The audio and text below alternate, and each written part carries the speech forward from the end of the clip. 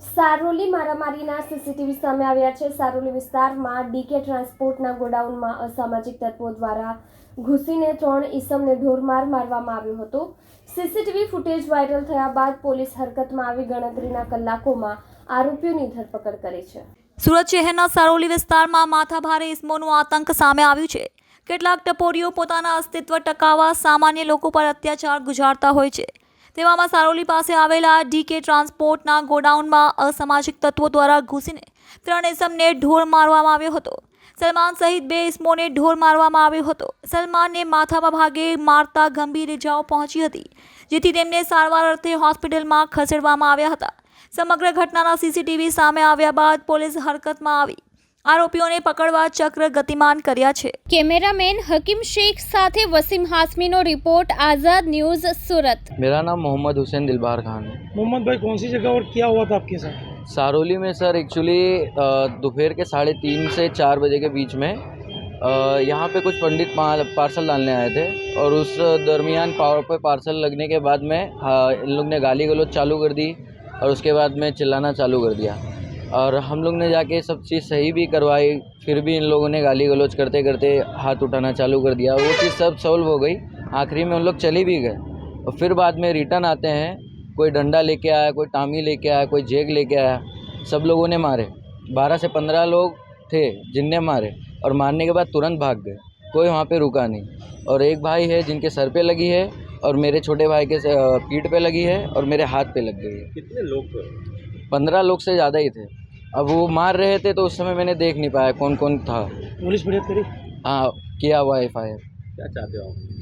हमें न्याय चाहिए सर। हाँ, હું યુવરાજ દેસલે, પ્રમુખ Surat textile good transport association Surat. Jayeshbhai, કાલે એક બનાવ બન્યો કે જગ્યા કઈ હતી ને શાનો બનાવ હતો? આજે આપણે જ્યાં ભેગા છે આ ડીકે ટ્રાન્સપોર્ટ છે અહીંયા, ત્યાં મતલબમાં જે અમુક લારીવાળાઓ અહીંયા માલ બુક કરવા માટે આવે છે।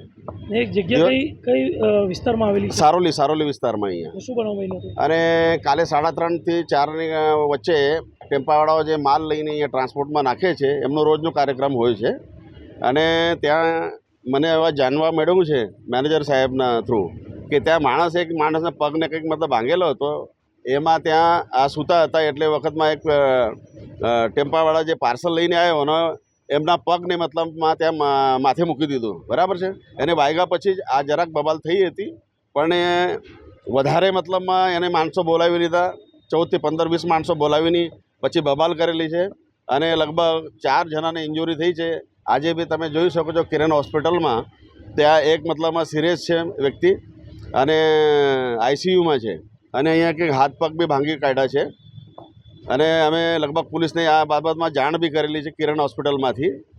અમારે એક જ કહેવાનું છે કે આ જે ટ્રાન્સપોર્ટ એસોસિએશનમાં બી મેં જાણ કરી દીધી છે ઉમાશંકર મિશ્રાને કે જે બી વ્યક્તિઓ છે એમને ઈરાદાપૂર્વક અહીંયા હાફ મર્ડરની કેસ મતલબમાં દાખલ કરાવીશું અમે, અને એવું નહીં કરવામાં આવશે તો પછી અમે ટોટલ ટ્રાન્સપોર્ટ હડતાલ બુકિંગ બંધ કરાવી 500 ટ્રાન્સપોર્ટર છે મારા અહીંયા, અમે બધા ટ્રાન્સપોર્ટવાળા બુકિંગ બંધ કરાવી દઈશું કાપડ પાર્સલની। એ કઈ હોઈ શકે મતલબમાં કેમ કે શું છે એમને એવા હથિયાર જેવા તમે લઈને ચાલો છો, સળિયા હોય, બરાબર દંડાઓ હોય, એ રાખવાનું કોને મતલબ અહીંયા છે? આજની તારીખમાં તમે આવું બધી વસ્તુઓ રાખી નહીં શકો મતલબમાં, અને એવું કરતા હોય તો ઈરાદાપૂર્વક મતલબમાં કોઈ હાફ મર્ડરનો કેસ બનશે એના પર। તો સારોલી પોલીસે શું અભિપ્રાય? અમને બાહેધરી આપી છે કે અમને જે લીગલી છે સીસીટીવી ફૂટેજ બી આ લોકોએ લીધા છે અને જે લોકો હશે એમના પર એક્શન લેવા માટે અમે કટિબદ્ધ છે એવી એમને આશ્વાસન આપ્યું છે અમને। સારોલી પોલીસે કોઈ ડિટેન કર્યા છે એકાદ આરોપી? ના, હજી સુધી તો નથી કર્યા મતલબમાં, અને અમે એમના એસોસિએશનમાં બી જાણ કરી છે એ માણસો કશે જવાના નથી। આ 2 દિવસની અંદર મતલબમાં એમને પકડવામાં નહીં આવે તો અમે 3જા દિવસથી પછી હડતાલ પર ઉતરી જઈશું। મતલબ 500 ટ્રાન્સપોર્ટર જ્યારે હડતાલ પર ઉતરશે અને રોજની અહીંયા 250 ટ્રાન્સપોર્ટ ટ્રકોની જે ડિસ્પેચિંગ થોભી જશે ત્યારે પછી આ લોકોને ખબર પડશે। આવા લોકોને બિલકુલ સખ્ત કાર્યવાહી કરવામાં આવે।